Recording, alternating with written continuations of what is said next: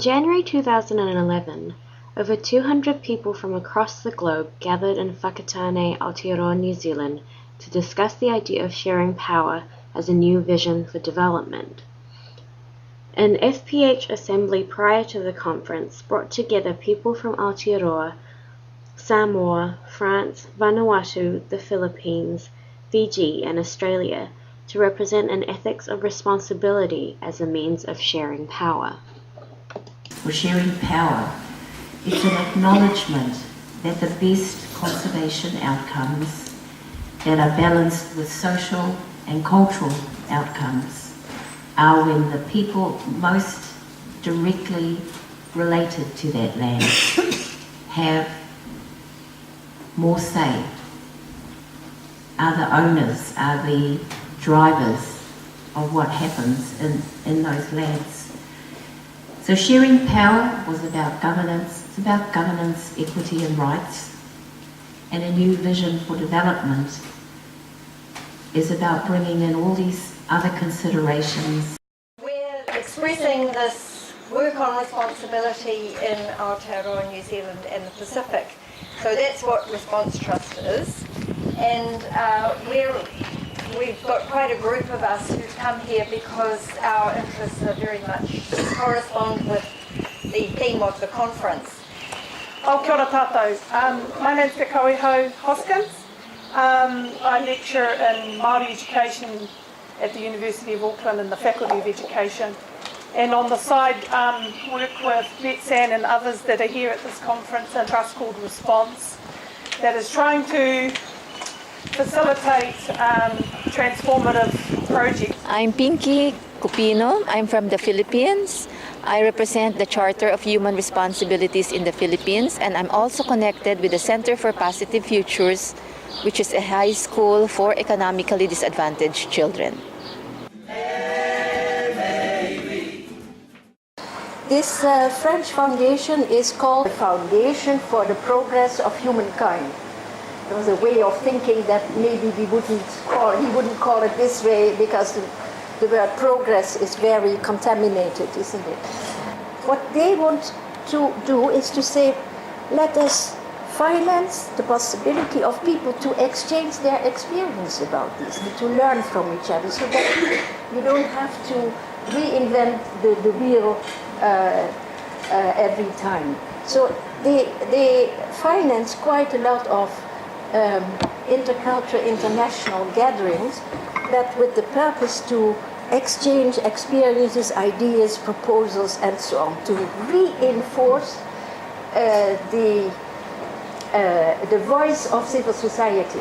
We chose this concept of responsibility because it is not just a value like compassion, respect, hospitality, dignity, and when you look at the various, what I did before, I tried to find out what are fundamental values in different cultures and religions, and it's amazing, you find the same everywhere. The problem is the application of the values of compassion and respect for dignity, and the application. And responsibility is not, the notion of responsibility is not a value like compassion and love and but it's about the application of it. To me, the question is quite clearly linked to the issue of responsibility. How do we take responsibility for our decisions and our actions when we can't be certain of the consequences of those decisions? And so we need to think about the social relationships and the kinds of issues of justice and more social consequences, which, as most people around the table here would know, in Indigenous cultures, the issue of rights and responsibilities and knowledge and culture are intimately connected. But while we were introduced to the system of individual ownership so that we would have the benefit of greater commercial development of the land, Māori people have a tradition, however, of operating according to another set of values.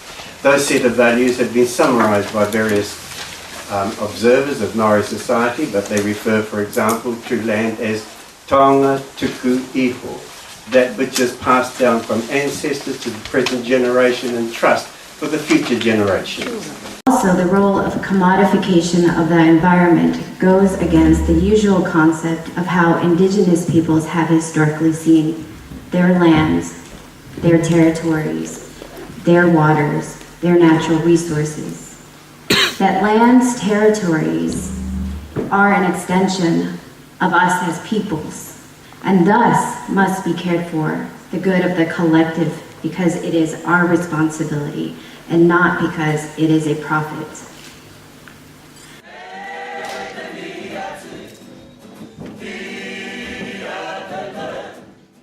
This is what it looks like, this green path, this future. It is beautiful, and we make it with our hands and our prayers and our hearts. Our work is in, I talked a little bit about it, that's our wind turbine, solar, food systems, buying back land. We bought back about 1,400 acres of land. We have a big maple syruping operation, 5,000 taps. It's big.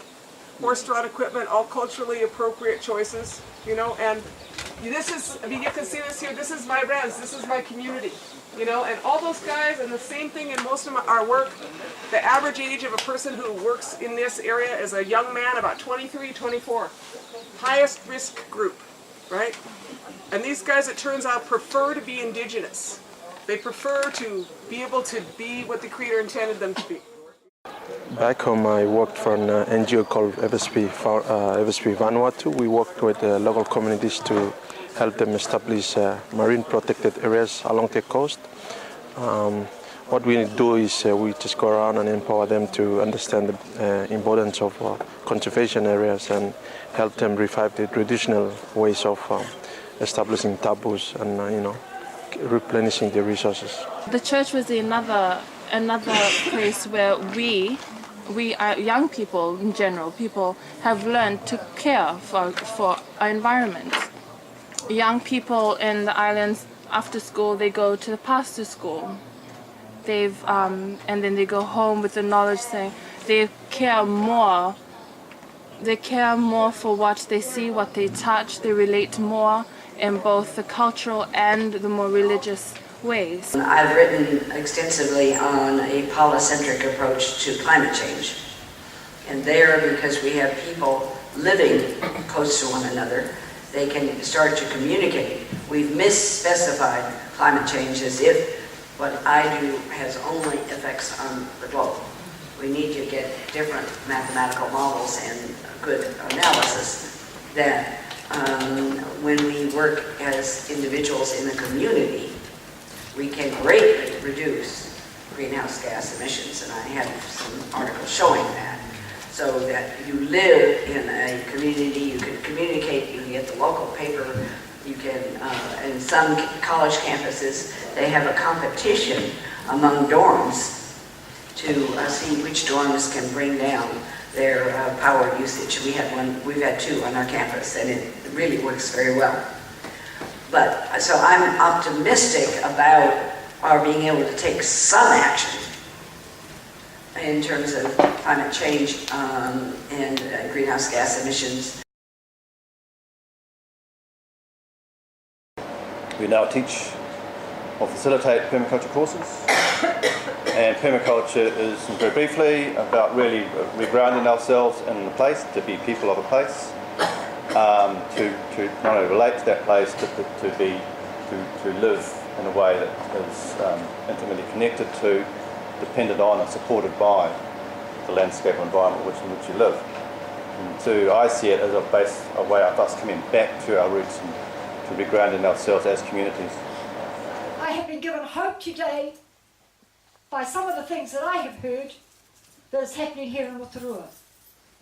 I have been given inspiration by the words of you, Sued, as to the process of managing He Taonga Tuku Iho. It is about our responsibility for our taonga. That is our responsibility. We are the ahika. That is our responsibility. You have set a precedent of a district council working with regional council and working with a district council. I am very, very heartened. I am heartened because it gives you hope for change. Someone from the Maoris said to me one day, what we are fighting for, in fact, is the right to be responsible. The right to be responsible for our land, for our ancestors, for the way we deal with nature. It's the right to be responsible. I am responsible because you exist.